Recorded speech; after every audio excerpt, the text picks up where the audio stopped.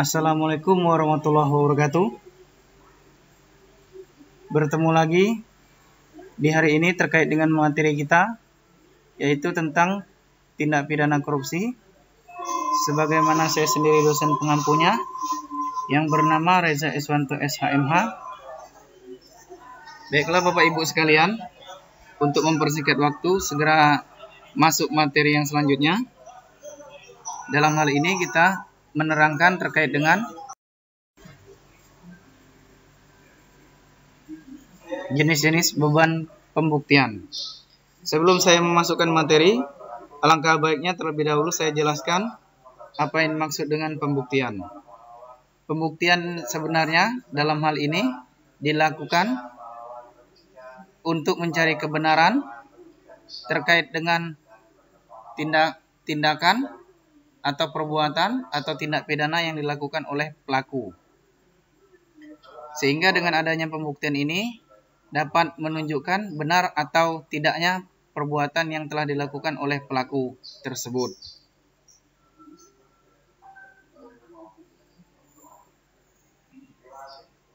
Selain itu juga,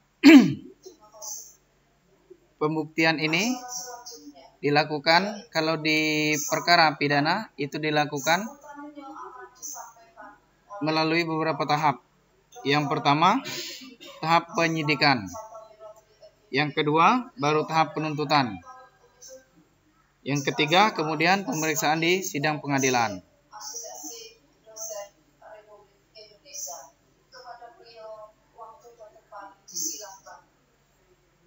Kemudian selain itu juga, menurut Simorangking, pembuktian adalah usaha dari yang berwenang untuk mengemukakan kepada hakim sebanyak mungkin hal-hal yang berkenaan dengan suatu perkara yang bertujuan agar dapat dipakai oleh hakim sebagai bahan untuk memberi keputusan seperti perkara-perkara biasanya.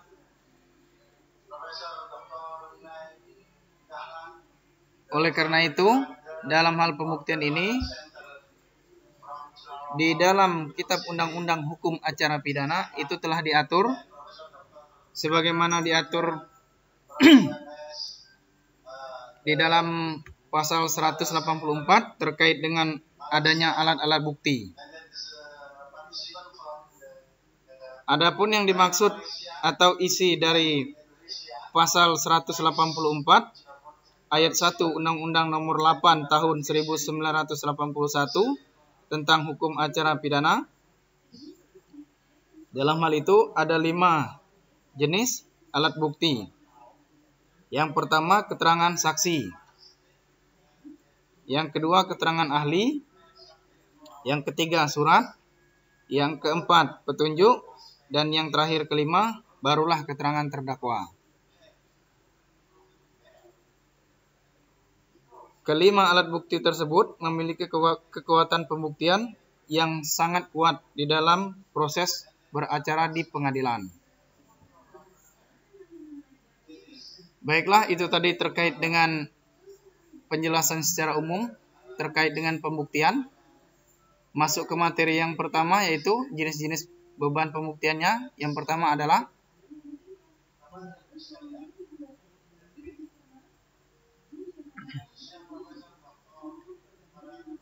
beban pembuktian pada penuntut umum atau yang biasa dikenal dengan kejaksaan atau jaksa.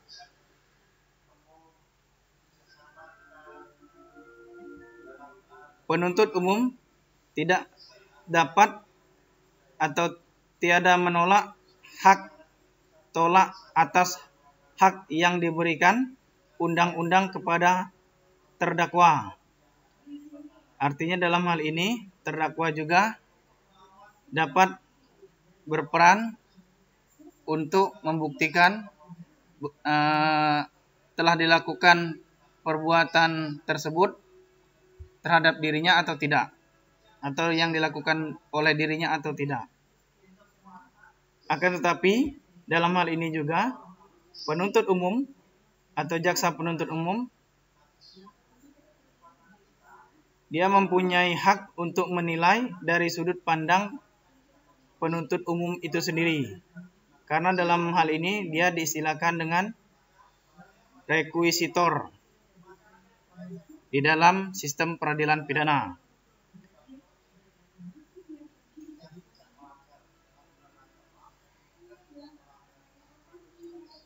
Jadi, apabila terdakwa dapat membuktikan hak tersebut bahwa ia tidak melakukan delik korupsi, tidak berarti bahwa ia tidak terbukti melakukan korupsi.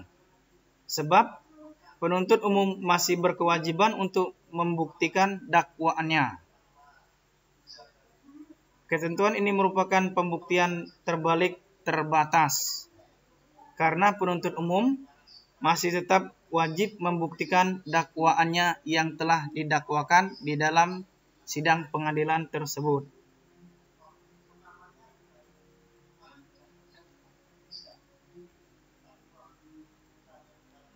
Jadi dalam hal ini penuntut umum harus mempersiapkan alat-alat bukti dan barang bukti secara akurat di dalam pengadilan. Sebab jika tidak demikian, akan sulit meyakinkan untuk hakim tentang kesalahan terdakwa tersebut.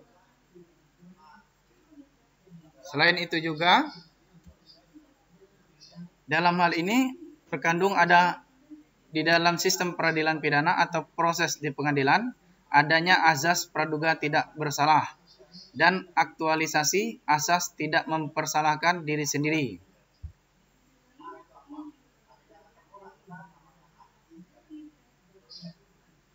Dengan adanya azas praduga tidak bersalah, artinya walaupun dia telah dinyatakan terdakwa atau tersangka, dia harus dibuktikan perbuatannya benar atau tidak orang tersebut atau pelaku tersebut melakukan tindak pidana korupsi.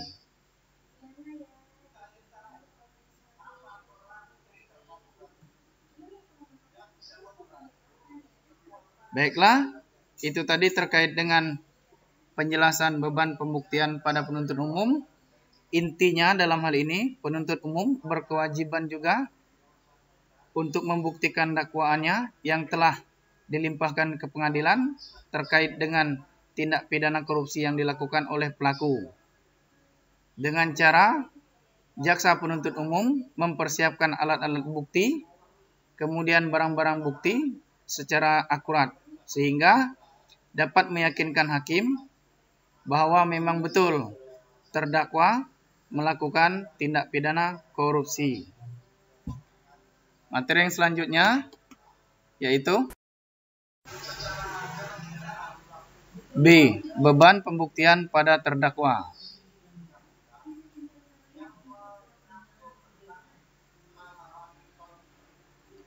Dalam hal ini terdakwa berperan aktif, maksudnya dirinya bukan sebagai pelaku tindak pidana.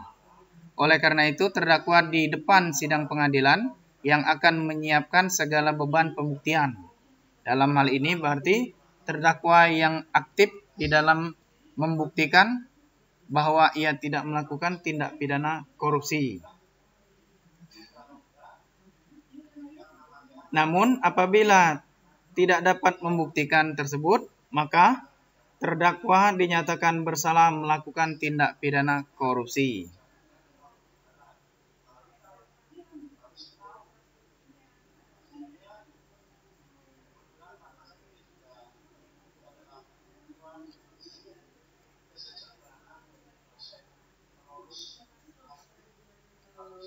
Diadakannya beban pembuktian pada terdakwa ini karena terdakwa berhak di dalam sidang pengadilan mempunyai beberapa hak.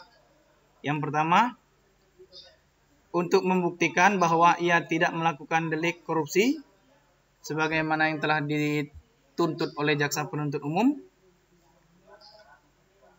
Kemudian ia berkewajiban untuk memberikan keterangan tentang seluruh harta bendanya sendiri, harta benda istri atau suami, harta benda setiap orang atau korporasi yang diduga ada kaitannya dengan perkara korupsi yang telah dilakukan oleh terdakwa.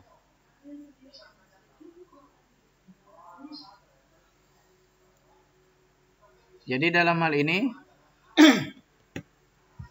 dilakukan pembuktian oleh terdakwa dengan tujuan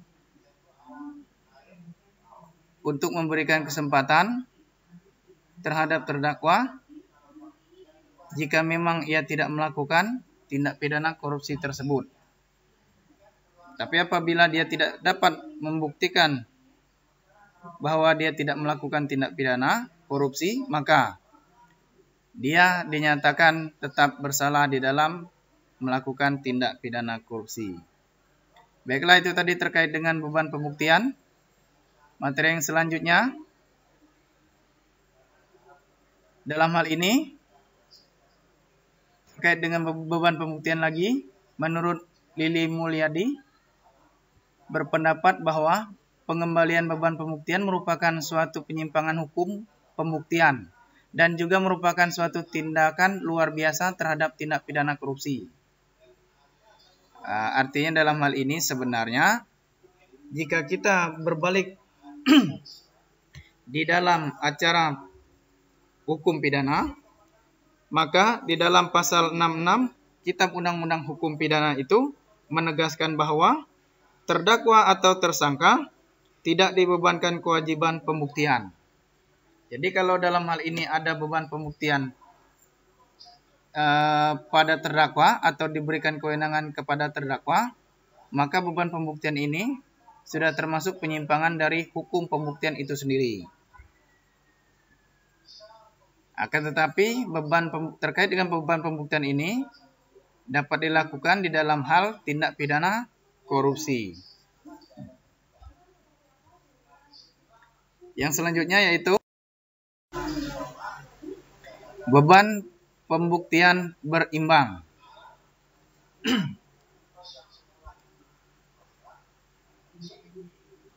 Beban pembuktian berimbang dalam hal ini yaitu penuntut umum atau jaksa maupun terdakwa atau penasihat hukumnya saling membuktikan di depan sidang pengadilan.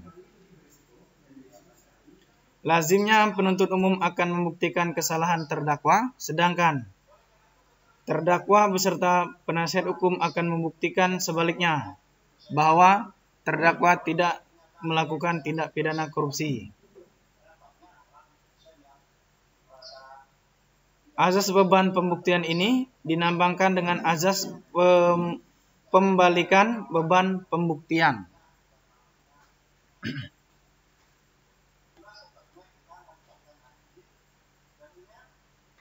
Azas ini biasanya dikenal di daerah Amerika Serikat dan juga di Indonesia itu sendiri. Baiklah, itu tadi terkait dengan beban pembuktian berimbang, artinya kedua belah pihak, baik itu pihak penuntut umum maupun pihak terdakwa, boleh membuktikan benar atau tidaknya telah terjadi suatu tindak pidana korupsi tersebut.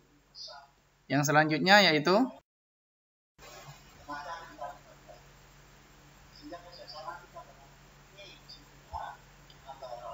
pembuktian terbalik dalam tindak pidana korupsi.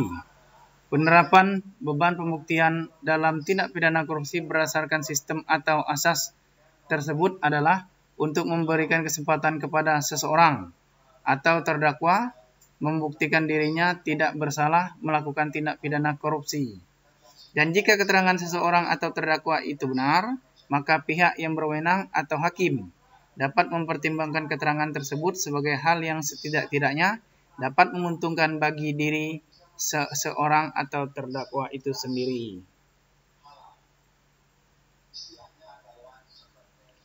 Atau sebaliknya, dapat merugikan diri seseorang atau terdakwa itu apabila keterangan tersebut ternyata tidak benar yang diterangkan oleh terdakwa. Walaupun seorang terdakwa telah membuktikan dirinya tidak bersalah dalam kondisi tertentu di depan pengadilan, penuntut umum tetap berkewajiban untuk membuktikan kesalahan dari terdakwa sebagaimana yang telah didakwakannya di dalam surat dakwaan.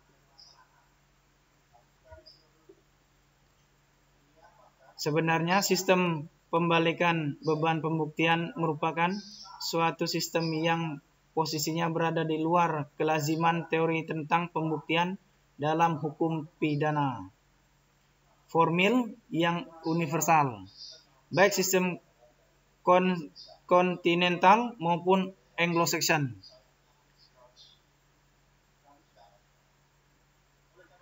Karena hanya mengenal pembuktian yang membebankan kewajiban itu kepada jaksa penuntut umum, bukan kepada terdakwa. Hanya saja dalam beberapa kasus tertentu, antara lain dalam hal ini, seperti kasus tindak pidana korupsi, diperkenankan penerapan mekanisme terkait dengan pembuktian terbalik di dalam tindak pidana korupsi itu sendiri. Baiklah Bapak-Bapak, Ibu-Ibu sekalian, itu tadi terkait dengan materi kita tentang jenis-jenis pembuktian. Dalam hal ini ada 4 macam pembuktian. Yang pertama, pembuktian yang dilakukan oleh penuntut umum atau jaksa penuntut umum. Yang kedua, pembuktian dapat dilakukan oleh terdakwa. Yang ketiga, pembuktian berimbang, artinya jaksa penuntut umum dan terdakwa dengan penasihat hukumnya dapat membuktikan masing-masing terkait dengan benar atau tidaknya dilakukan tindak pidana korupsi tersebut. Dan yang terakhir, pembuktian terbalik di dalam tindak pidana korupsi. Semoga di dalam penyampaian ini ada manfaatnya. Saya mohon maaf jika di dalam pemaparan saya ada yang tidak berkenan di hati. Dan saya akhiri. Wabillahi taufiq wal hidayah. Wassalamualaikum warahmatullahi wabarakatuh.